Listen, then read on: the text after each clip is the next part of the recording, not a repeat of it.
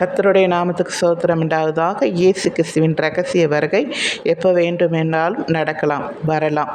அதனால் விசுவாசிகளே, அவர் வர தாமதமாகும் என்று அசதியாக இருக்காதீர்கள், ஜாக்கிரதையாக இருங்கள். பேருக்கு கிறிஸ்தவர்களாக இராமல் உண்மை கிறிஸ்தவர்களாய் மாறுங்கள்.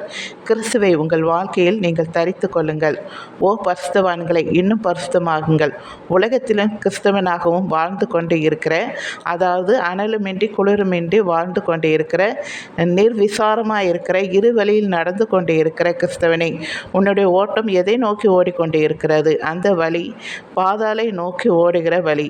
அதை விட்டுவிட்டு வழி இதுவே, இதில் நடவுங்கள் என்று சொன்ன வசனத்தின்படி நடங்கள். இனி காலம் இல்லை. நல்ல போராட்டத்தை போராடி ஓட்டத்தை முடித்து விசுவாசத்தை காத்து கொள்ளுங்கள்.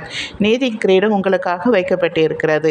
பரலோகத்தை பெற்றுக்கொள்ளத்தக்க ஓடி அந்த நீதியின் கிரீடத்தை பெற்றுக்கொள்ளுங்கள். உங்கள் ஓட்டம் இயேசுவை நோக்கி இருப்பதாக. எப்போ வேண்டுமென்றாலும் இயேசு கிறிஸ்து ரகசிய வருகை இருக்கும். எல்லோரும் மனம் திரும்ப வேண்டும் என்பதற்காக நீடிய பொறுமையாக இருந்தார்.